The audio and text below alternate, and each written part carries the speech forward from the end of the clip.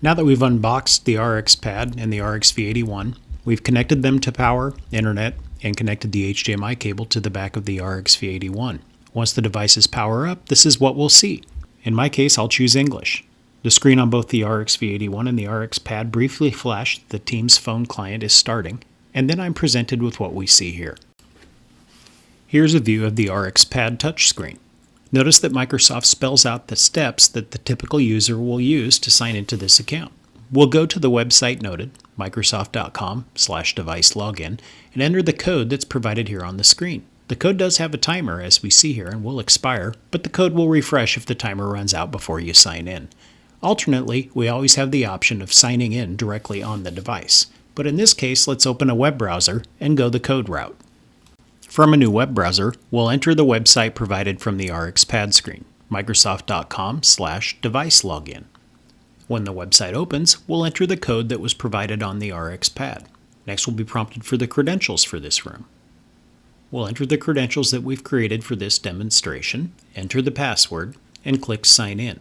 After a moment, we'll be prompted to confirm that it's us signing in, and then we'll see a message that we've signed in via the authentication broker. Now let's see what this looks like on the RX pad. Automatically, the RX pad has kicked into sign-in mode. You'll see that the device checks for registration and Intune policies first, and then connects via the company portal app. An Active Directory check takes place, and after a few moments, the RX pad completes its sign-in process. Once the RX pad finishes signing in, it will look for its companion RXV81 device. You'll see here that it can't find a device. No worries, that just means we haven't signed in yet with the RXV81. So let's take a look at how we do that. This is the screen from the TV connected to the RXV81. Once again, we see the Microsoft sign-in site, the code that we need to enter if we visit the site, and the option to sign in on the device. Let's go to the web and open a browser.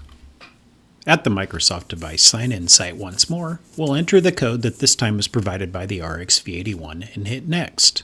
We'll again be prompted for the credentials for this account. These will be the same credentials we used for the RX pad, so they should be saved here for easy access. Again, we'll be asked if this is us signing in with the authentication broker, and then we'll receive a message that the successful sign-in has been completed. Let's see what this looks like on the RXV81 TV screen. On the TV display, we see that the RXV81 goes through the same sign-in process as the RX pad. And voila, we're signed in. Notice on the RXV81 display, though, all the various Teams meeting room commands. These should be on the RX pad, so this means we're not yet paired. Let's jump back to the RX pad and take a look. The RX pad is right where we left it, but this time, let's choose Search again. After a brief search, you'll notice the AudioCodes RXV81 now shows up. We'll go ahead and select this to start the pairing process. We're prompted for a code.